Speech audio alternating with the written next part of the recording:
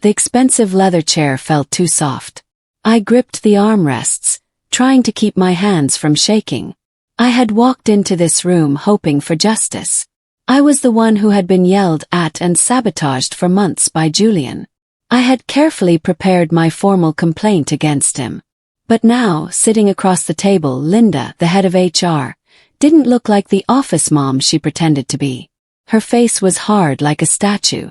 Julian, the CEO's nephew and my tormentor, sat in the corner, wearing a small, disgusting smirk. He looked like a child who had just gotten away with stealing a cookie. Linda didn't offer tissues or warmth this time. She just slid a document across the polished table. It wasn't the proof that Julian was being fired. It was a separation agreement. She was trying to make it look like a performance improvement plan, but the words were clear. I was being fired for creating a hostile work environment. It was the ultimate twist, the final insult. They were turning the truth upside down. They demanded I sign a paper that said I would never talk about this to anyone, an NDA to get the money I had earned. My severance. I did not cry. I didn't yell. The feeling was cold, not hot. I looked at Julian's smirk one last time and just slowly nodded my head toward the heavy oak door. The smirk vanished from his face as the door opened. A man walked in. He was tall, quiet, and carried a worn leather briefcase. It was my lawyer, Mr. Vance. He didn't even look at me. He just walked to the table and stood behind my chair. He didn't argue that I was being fired. He looked Linda right in the eye, his voice calm and sharp. "We aren't appealing the termination," he said. Linda relaxed a little, thinking she had won. Then Mr. Vance delivered the blow that made the room freeze. "We are filing a motion to subpoena the metadata from the D-Drive archive you tried to delete this morning." The color drained completely from Linda's face. Julian stopped smirking altogether. He looked truly afraid. The D-Drive wasn't supposed to exist. To understand why a hidden D-Drive made Linda's face turn white, you have to go back 6 months, to when I was the company's golden goose. That was my nickname, the one they used behind my back. My job was creative director, but my real job was saving the company from its own bad decisions. Julian, the vice president of marketing, was supposed to lead the big accounts, but he was really just the CEO's nephew, good at golf and not much else. One huge client pitch was falling apart. The client hated Julian's idea, and he was nowhere to be found, out golfing, of course. Took over. I worked through the night, redesigning the entire strategy, and presented it myself the next morning. I didn't just save the contract, I doubled it. I felt a rush of pride. I had done it again. Julian waltzed back into the office later that day, tanned and cheerful. The CEO gave me a nod of thanks, but Julian took the spotlight. He stood in front of the board and acted like the successful pitch was all his plan. He accepted all the pats on the back and then came over to me. I expected a real thank you, maybe even an apology for leaving me hanging. Instead, he gave me a shallow, fake smile and patted my head, exactly like you'd pat a family pet who did a cute trick. It was a gesture of complete disrespect. I felt my teeth grind. "Good job, Sarah," he said loud enough for the junior team to hear. Then, he leaned in close so only I could hear his ugly whisper. "Don't get too comfortable. Support staff are replaceable." That was the moment I realized my hard work didn't earn me respect. It just made me a target. After the big win, Julian's subtle harassment began. It felt like a slow poison, working its way into my daily life. First, it was the small things. I would be excluded from email chains about projects I was leading. I would ask a question in a meeting, and he would just talk over me, as if I hadn't spoken at all. Then he would repeat my exact idea 10 minutes later, calling it his own strategic insight. If I corrected him, he would mock my ideas in front of the team, using a high, fake voice that made everyone cringe. The worst part was the late-night texts. He would demand unnecessary work, like a detailed report on a campaign that was already finished, claiming he needed it first thing in the morning. I knew he was just trying to control my life and ruin my sleep. I tried to set clear limits. I stopped answering his texts after 7 p.m. and only replied by email the next morning. His response was immediate and mean. He publicly blamed me in a department-wide meeting for a scheduling mistake he himself had made. When I tried to show the emails proving it was his fault, he cut me off. He said I was overly defensive and couldn't handle feedback. That night, I went to my office to find that it was gone. All my belongings were stacked on a cart, and my desk was squeezed into what used to be a storage closet, right next to the cleaning supplies. The door didn't even lock right. Julian's assistant told me with an embarrassed look that it was temporary, because Julian needed to expand his own suite. It was a clear power move, a way to show me my place. I was pushed out of sight and out of mind, surrounded by mops and buckets. Then came the big project. This was the most important campaign of the year, a chance for the company to land a massive new technology partner. I knew this was my chance to prove once and for all that I was more valuable than Julian's games. I threw myself into the work, pulling 80-hour weeks. 8 at my desk. I slept maybe 4 hours a night. Julian naturally was barely present. He showed up for the photo shoots and the client lunches, but he never read the creative briefs or checked the data. He was just the face while I was the brain and the engine. The stress built up inside me like a ticking clock. 2 days before the campaign launch, the whole team was tense. We were reviewing the final presentation deck. I was checking every word, every image, every comma. I found a typo in Julian's short biography on the Meet the Team slide. It was a small, silly mistake, but it was unprofessional. I quietly pointed it out to him. What happened next felt like an explosion. Julian snapped. He screamed at me in the middle of the hallway, where everyone could hear. He called me unstable and hysterical, saying I was making mountains out of molehills just to make him look bad. He picked up a heavy binder full of printouts and threw it near my head. It didn't hit me, but it slammed against the wall right beside my ear. The hallway went silent. Everyone froze. That moment was the breaking point. The fear was real, but so was the clarity. This wasn't just a tough boss or a bad day. This was abuse. I realized I couldn't ignore it or work around it anymore. I had to go to HR. The moment I stepped into Linda's office at HR, I felt a false sense of relief. Linda played the role of the office mom perfectly. She was dressed in soft colors and had a soothing voice. "Sarah, sit down, dear," she said, her expression full of concern. She slid a box of tissues across the desk and said all the right words. "We take this seriously. Nobody deserves to be treated that way. Verbal abuse is unacceptable." I felt a sudden rush of hope. Maybe I wasn't crazy. Maybe the company would actually protect me. Linda encouraged me to share every detail. She said the more evidence I had, the faster they could build a solid case against Julian. She told me to send over all your emails, texts, and notes from the past 6 months. I spent the next 2 hours compiling everything. The ignored emails, the texts demanding late-night work, the notes on the projects where Julian took credit, and a full written account of the screaming incident in the hallway. I felt a sense of relief as I hit send. I trusted Linda. I believed she was going to use this evidence to protect me, to finally stop Julian.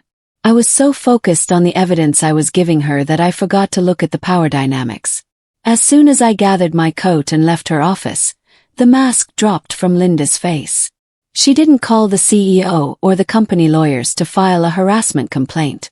She immediately called Julian's private line. I didn't know it then, but I was wrong about her completely. "She's a liability," I would later find out Linda told Julian. "We need to cut her loose before the launch." I had just handed over the information they needed to make their attack look good. I'd walked straight into a trap. After my meeting with Linda, I waited for justice, but all I got was silence. The company didn't fire Julian, they froze me out. I sat in my small storage closet office, and my main system login stopped working. I called IT, and they just gave me a vague answer about a server update. My team stopped talking to me too. When I walked into the kitchen, conversations would stop. people would suddenly find something very interesting on the floor. I felt like I had a disease. I realized Julian was doing more than ignoring me. He was isolating me. I felt the walls closing in, the sense of being alone in a company I had worked so hard to build up. One afternoon, I walked past a slightly open door to a conference room. Julian was inside, laughing loudly with a major client. I stopped dead in my tracks. He was talking about the strategy for the big project, the one I had worked 80 hours a week to create. As I listened, my blood turned to ice. Julian was using my exact pitch script, word for word, including a few unique phrases I had invented. He even used my punchline about turning clicks into commitment. He finished the pitch and accepted the client's praise, claiming he had written the whole thing over the weekend. The betrayal was complete. He had used my evidence to trap me and was now taking the last piece of my work. The next morning, an email landed in my limited access inbox. Subject: mandatory meeting with HR regarding your performance. The date and time were set for that morning. The timestamp, I realized with a sick feeling, brought me right back to the awful moments of Chapter 1, the ambush. The sudden cold silence in the HR conference room after Mr. Vance, my lawyer, dropped the word D-drive was deafening. Linda's face was still pale, and Julian's eyes were wide. Linda tried to recover, raising her voice in a shaky way. This is inappropriate. You cannot be here, Mr. Vance. And we will not discuss anything outside of this private separation agreement. She demanded that he leave. Mr. Vance, however, calmly refused. He simply pointed to the document she had slid across the table. You invited a legal representative by attempting to terminate my client without cause. Now let's discuss cause. I realized that this wasn't just a desperate defense. It was a counterattack. I took a deep breath and I spoke for the first time. Linda, I said, my voice steady. You asked me to compile all my evidence of verbal abuse, remember? I sent it to you in good faith, thinking you would help me. Linda shifted in her seat. Yes, but you never provided anything definitive, Sarah. I smiled a small, grim smile. Actually, I did. I pulled my phone out of my pocket. I live in a one-party consent state. The hallway screaming incident from 2 days ago. The one where Julian threw a binder. I recorded it legally. The sound wasn't clear, but you could hear the yelling and the crash of the binder hitting the wall. Julian suddenly found the ceiling very interesting. Linda quickly tried to dismiss it. One recording proves nothing. It's just a heated moment, not workplace harassment. Mr. Vance looked at her, and his eyes were completely cold. That's why we mentioned the D-drive, Linda. That drive contains more than just a heated moment. It contains metadata. The D-drive was the key to everything. Linda tried to argue that it was a myth, a joke, but her trembling hands gave her away. I knew exactly what was on it. Years ago, when I first started at the company, I had set up the file system. Because I dealt with so much client data and so many drafts, I insisted on a legal compliance measure. An internal server that would automatically back up all deleted drafts to a hidden archive drive. This was the D-drive. It was meant to protect the company from employee error, but Linda, in her haste to fire me and cover up Julian's tracks, had simply forgotten about it. Julian and Linda thought deleting files from the main server meant they were gone forever. But the D-drive still held the original timestamps of every file. It had my first drafts of the big project, dated 6 months ago. It had Julian's final version, dated last week, with my content copied word for word. This drive proved Julian didn't just sabotage me. He stole intellectual property that belonged to the clients and the company. That was fraud. With that knowledge, I looked at the separation agreement that offered me a large check in exchange for my silence. I didn't want it anymore. I stood up and looked directly at the woman who had betrayed me and the man who had tormented me. I don't want your money, I said, my voice ringing with a new kind of power. I want my reputation back. I took one last look at their terrified faces and walked out of the conference room, unemployed but feeling 1,000 times stronger. The feeling of power lasted right up until my bank account started running low. Now I was jobless, but my battle wasn't over. It had just moved to a new field. I started interviewing at other agencies in the city. I was highly qualified, the person who had closed the biggest deals in my old company's history. I thought I would be hired instantly. But something was very wrong. After several amazing interviews, I would suddenly get a polite but firm rejection. I couldn't understand why. Finally, a recruiter friend, Maria, risked her job to tell me the truth. "Sarah," Maria said quietly over the phone, "they're terrified of you." I was confused. Why? Because I got a lawyer. Maria sighed. "No. Julian has been telling everyone you were fired for embezzlement, stealing money, and that you're mentally unstable after a breakdown." I felt a cold knot form in my stomach. The very thing he had done to me, he was using as a weapon. He had blacklisted me across the entire industry. He was still controlling my life, even from inside his glass tower. I was broke, isolated, and beginning to panic. I was forced to freelance on small, low-paying gigs just to keep the rent paid, using a fake name online so Julian's people couldn't find me. Lying on my couch, staring at the ceiling, I started to wonder the worst thing. Maybe I should have just taken the hush money. Maybe I made a huge mistake by not signing the NDA. The dark period hit hard. I was forced to take low-paying freelance jobs under the fake name, Alice. My depression was a heavy blanket that I couldn't throw off. I felt like I had lost not only my job but my whole identity. I was talented, but I was also broke.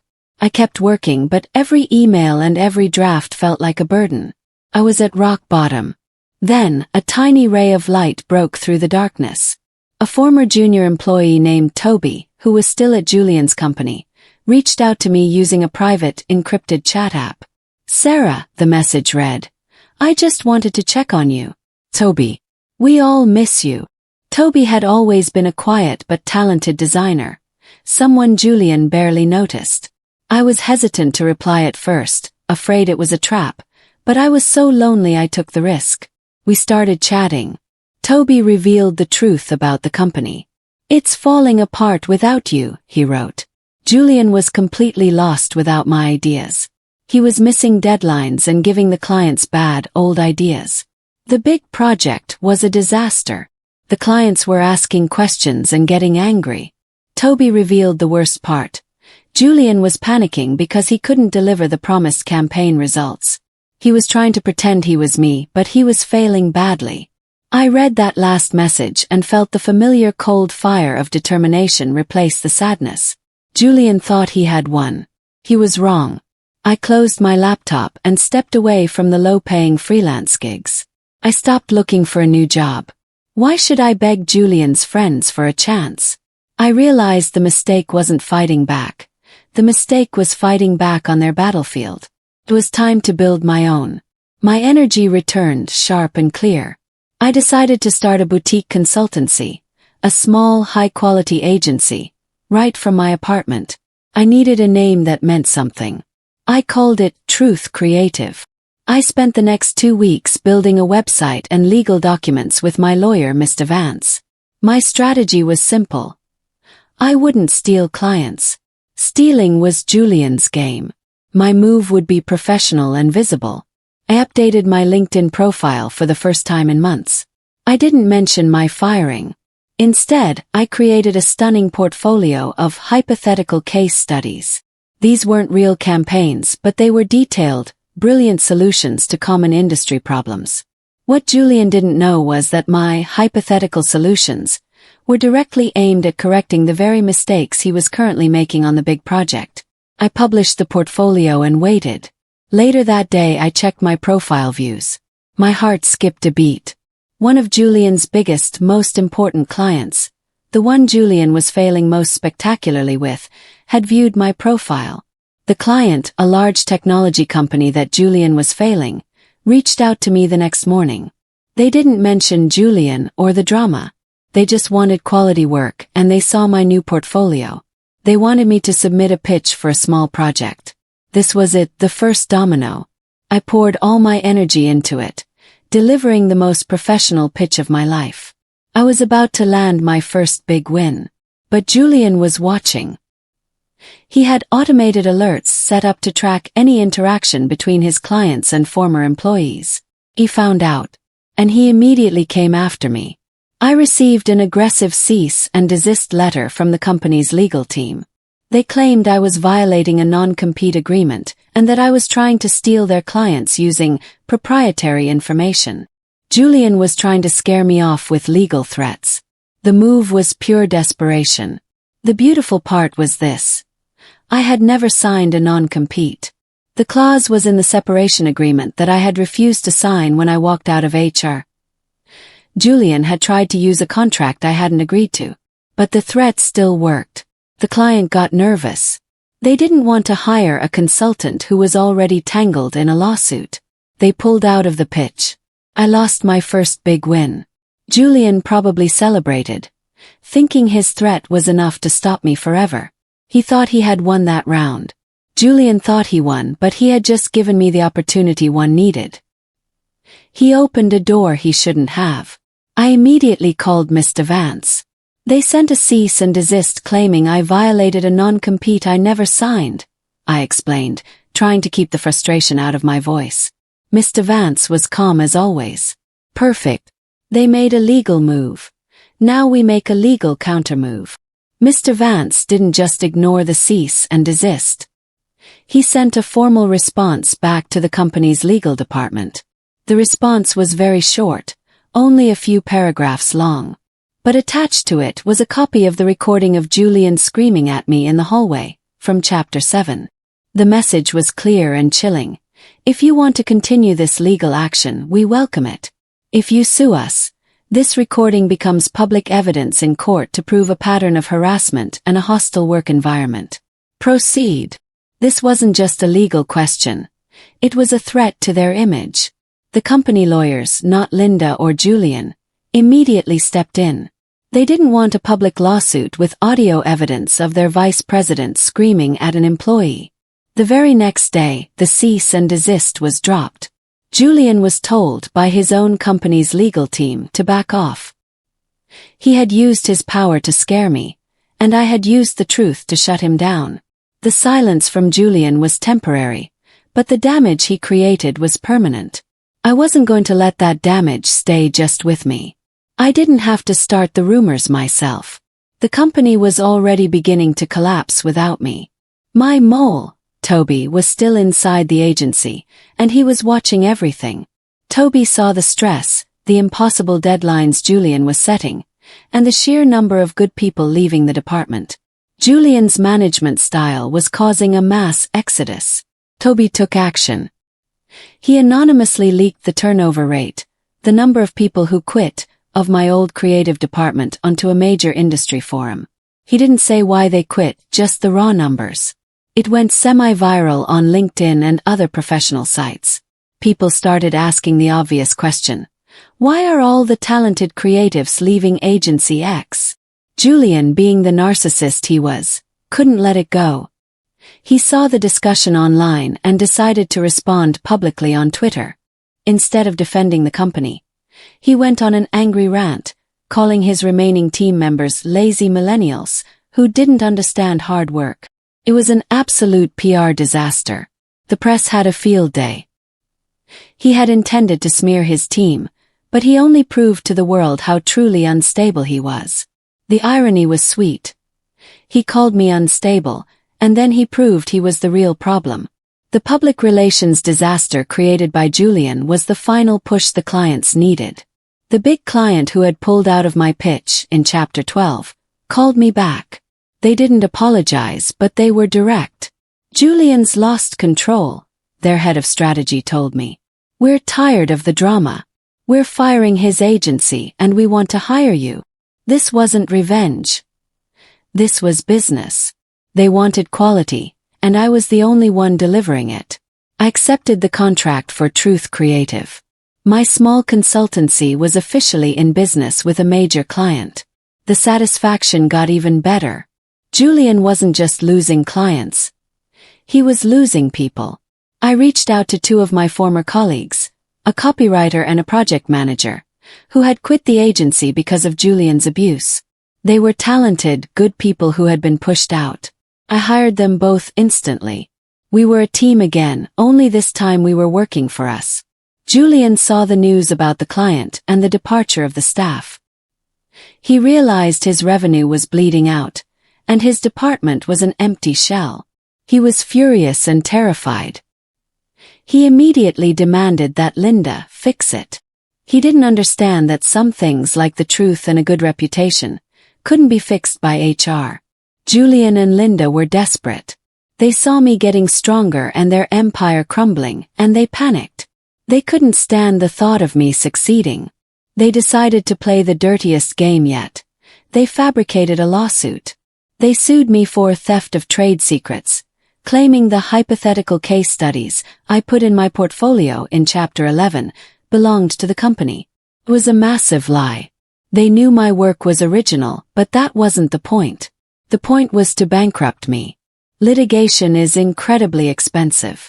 They knew I was a small new business operating out of my apartment, and they were a large company with endless funds.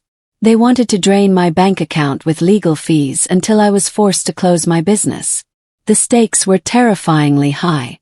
The lawsuit was a terrifying, heavy weight around my neck. My bank account was quickly drained by the initial legal fees, and I was forced to consider the unthinkable, closing Truth Creative and giving up. Julian, in his arrogance, even started taunting me subtly on social media, posting vague things about small-time frauds getting caught. He thought he had won. He thought he was going to destroy me completely. I was exhausted. The lawsuit was a constant source of stress, draining my money and my spirit. I was spending more time talking to Mr. Vance than to my own clients. This was exactly what Julian and Linda wanted. I truly felt like I was in my darkest hour.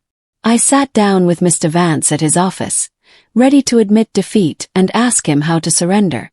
I looked at the table and whispered that I couldn't afford this fight anymore. Mr. Vance, however, looked energized. He leaned across the table. "They made a colossal mistake, Sarah," he said, tapping a file. I looked up, confused. "By suing you for theft of trade secrets," he explained slowly, "they opened the door to discovery." I stared at him blankly. He smiled. "Discovery means that since they brought the lawsuit, we can now legally demand to see their internal communications, their emails, their text messages, their Slack chats, to prove that the secrets you allegedly stole weren't stolen at all." Julian and Linda had tried to use the legal system to cover their tracks, but they had just given me a golden key to all their secrets. This wasn't just a win. It was the ultimate legal countermove. The fight was back on, and this time I was going for the kill. The legal process for discovery began.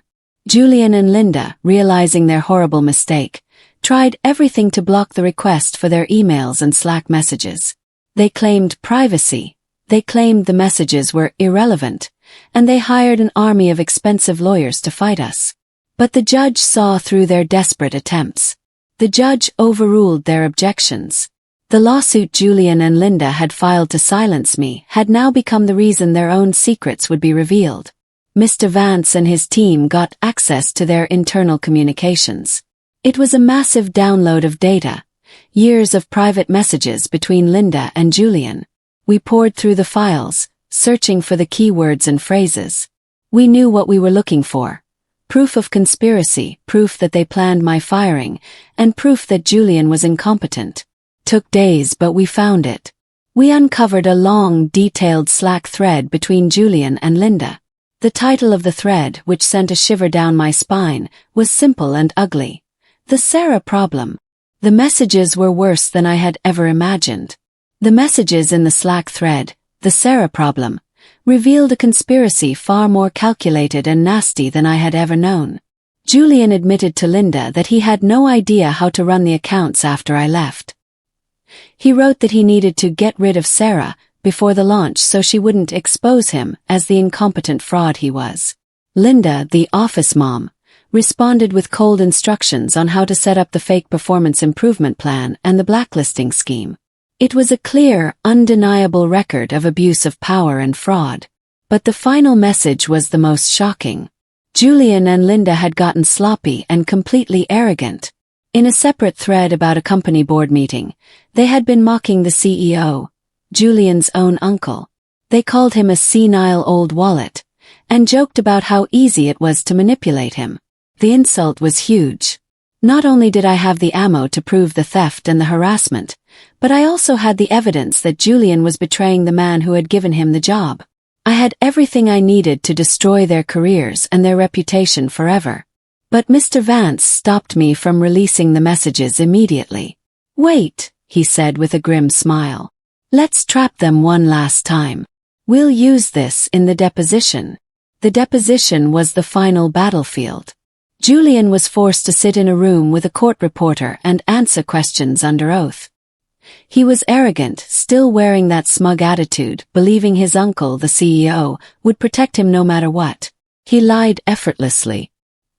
He swore that he wrote all the campaigns himself and that I was fired because I was incompetent. He claimed I was creating drama and was completely unstable. Then Mr. Vance paused the questioning. He pulled out a video, but it wasn't the recording of the hallway screaming. It was better. It was CCTV footage from the office floor. My mole, Toby, had quietly given us the footage. The video showed Julian, late one night, physically breaking into my locked desk to steal my hard drive, the one that contained the original drafts of the big project. It was proof of theft. Julian's face went white. The final blow came when Mr. Vance revealed the Slack thread, the Sarah problem. Julian realized he had lied under oath while we had undeniable proof that he stole from me. Julian's own lawyer put his head in his hands. It was the end. Julian had just committed perjury and theft, serious crimes, all while thinking he was untouchable. The second the deposition ended, the company's high-level lawyers swarmed us. They knew the jig was up. They knew the Slack messages and the theft video would destroy Julian, Linda, and the company's stock price. They immediately tried to settle the lawsuit. They offered me millions of dollars, a life-changing amount of money, to sign a new, ironclad agreement to seal the deposition and never talk about the case. I sat there, looking at the number on the paper. It was enough money for me to retire early. I considered it. I could take the money and disappear, the fight finally over. But then I remembered the messages. I remembered Julian mocking my hard work. I remembered Linda's cold betrayal. I remembered the messages where they called their team lazy, and their own CEO senile. I realized this wasn't just about me anymore. It was about all the good people Julian had abused and fired. I looked up at Mr. Vance, and I shook my head slowly. "I appreciate the offer," I said, my voice steady. "But I decline the settlement. I want every part of this deposition and the evidence on the public record." My reputation had been ruined by their lies. Now their reputation would be ruined by the truth. The impending disaster reached the top floor. The CEO, Julian's uncle, finally got wind of the PR nuke that was about to drop on the company's stock price. He summoned me to his enormous, fancy office. He didn't look like a smug CEO. He looked like a terrified, tired old man. He tried to play the role of the intimidating boss one last time. "You'll ruin the company, Sarah," he warned, his voice shaking. "Think about all the good employees who will lose their jobs because of your greed." I didn't argue. I didn't yell. I just slid the transcript of Julian's messages across his desk. The page was highlighted. The words "senile old wallet" were staring back at him. I had to restrain myself from smiling. The CEO went completely silent. He stared at the transcript, then at me.